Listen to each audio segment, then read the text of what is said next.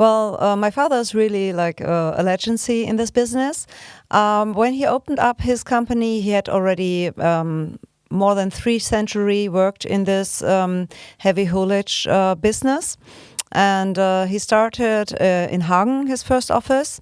And so that was his passion. He loved this business from the beginning. He started his career at the Munich airport, at the air freight, and then continued. He liked to travel as a student. He was in Manchester. And I think one thing was really, he saw these officers in the UK driving this MG, really cool.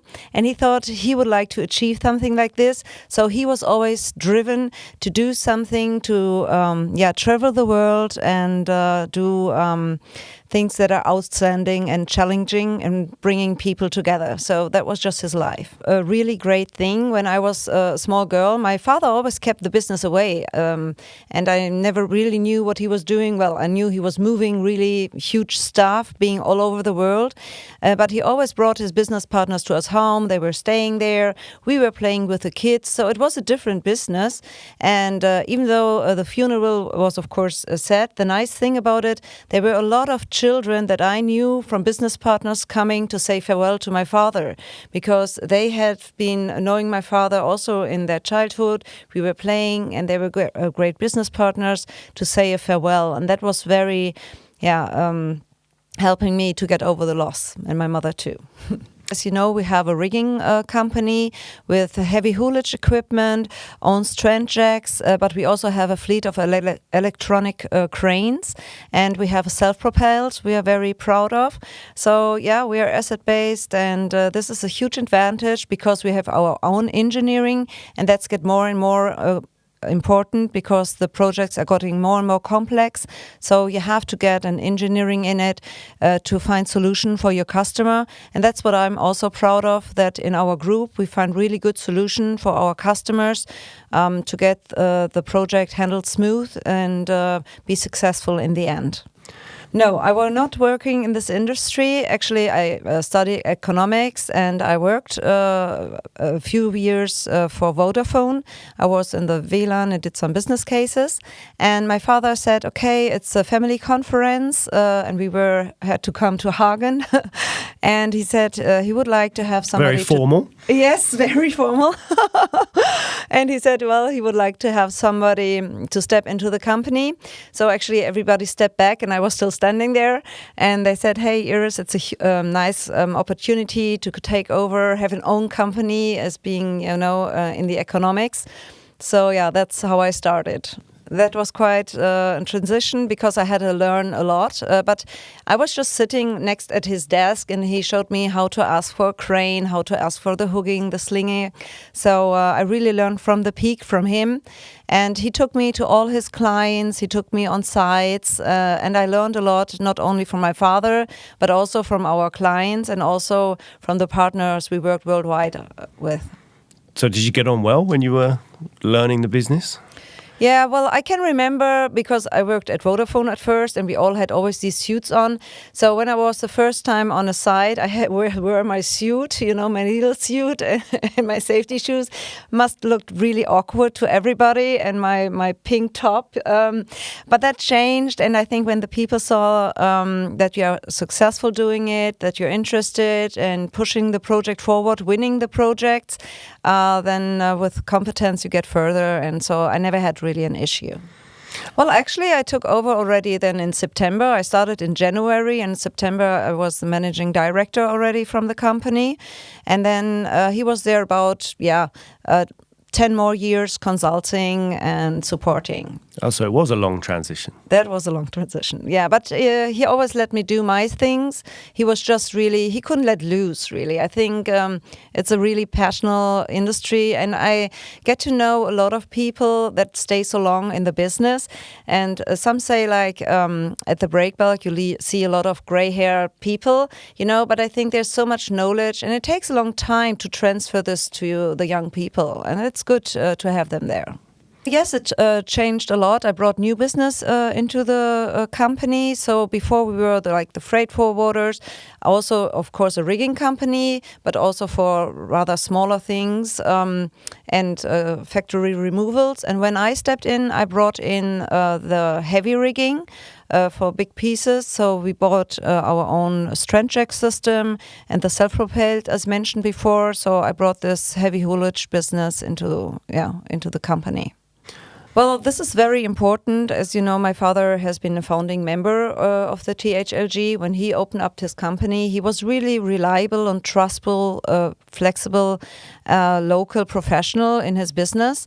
And this is how, former times European heavy lift group started, and it got very, very large and big. So right now, it's very important. We are exchanging not only business, but ideas, know-how, business cases. So you learn from all the different companies. We get new insights, so that is very important, and it's like a big family also to me, so it's always nice to meet them. But the group's growing, isn't it? You had a lot of people at that meeting. Yes, compared to the past, it's getting big. Yeah, it's getting bigger, so sometimes I'm also lost when I come there and don't know all the faces. But I think it adds up that we have 2 meetings. So we have of course, this one, the big meeting where we do a lot of business and exchange. But then we also have the meeting in autumn where we meet and have more the social program to get to know each other. Because the bonds, that is the most important thing. What I always say, when you're transporting cargo, is transporting trust, and with every bond the trust gets bigger between you and the customer, but also with the business partner you're doing these exceptional projects. So in the Baltic states, we're doing a lot of SynCon station. Those are for the grid stability, to get the Baltic states independent from the Russian network. And we had already 6 of these projects, and we won another one. It's called Neris at Lithuania. And the challenging thing was when we first offered it was based on the Russian railway cars. There was no way to go there. And then, of course, due to the war, we're not supposed to work with these rail cars anymore. And we had to find solution. We investigated in barge transport, road transport. Nothing was possible, but then we found a solution.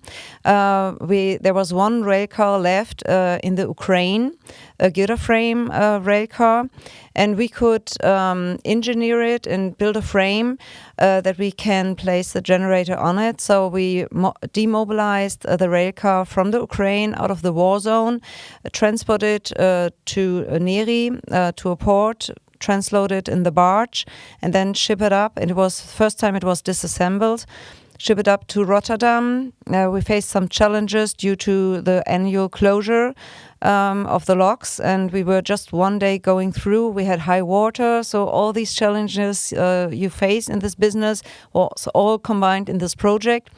And then we arrived in Klaipėda, and the special frame we were engineering in Czech Republic, but it was a just-in-time delivery when we arrived with a heavy big lift vessel. We also had the frame there, and we assembled it into the girder frame railway, melted it together or assembled it together. And so everything was working out very fine. We skidded the generator on it, did the railway transport, and then we took it over on a 3-file axle combination, and then transported it to site where our special rigging team took it over and put it on foundation.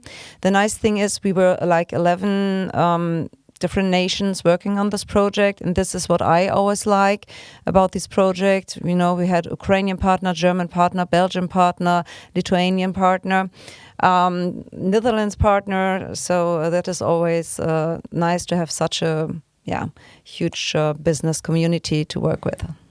But this wagon was the only one of its kind, and it was in Ukraine.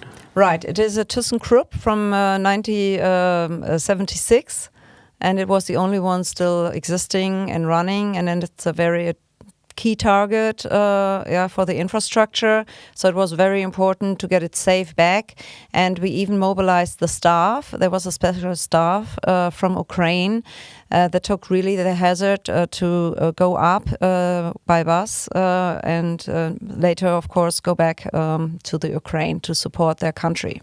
It can't have been easy to get them to convince them to let you use that.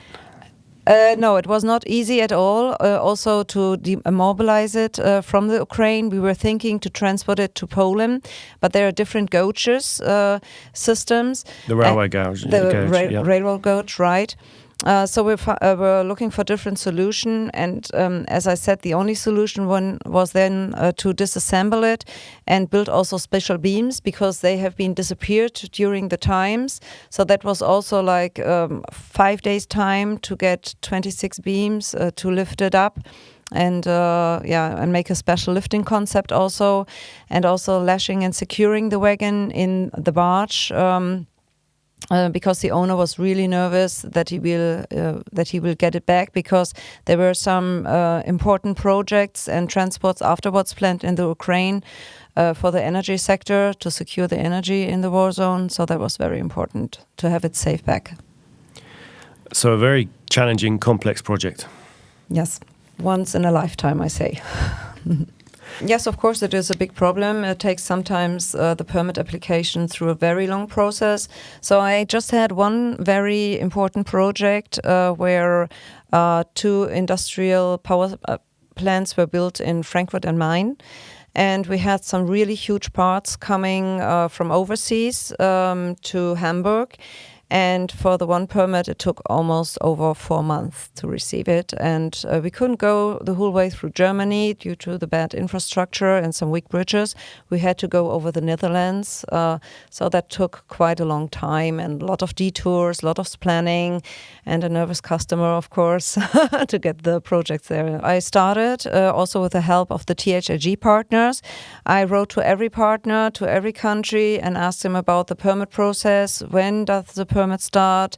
What sizes? When do you get like this permits that are valid for 3 months? What are the regulation? So I made a pamphlet. Of course, it needs to be renewed because a lot of things changed. But that was quite interesting to see about the different rules in the different countries worldwide. Right now, I think my biggest challenge is we focused on our company. As you know, I'm not the only managing director. I also have Christian at my side, so we are a double team. And we're looking for new staff, transfer the knowledge I built up the last 2 centuries, and transfer it on the people, really, on our employees. So recruitment's one of the main issues. Recruitment, right. So like Rolf Riedl is the 2nd generation, would be nice to continue it in the 3rd generation, 4th generation. Let's see how this will happen. Are they interested?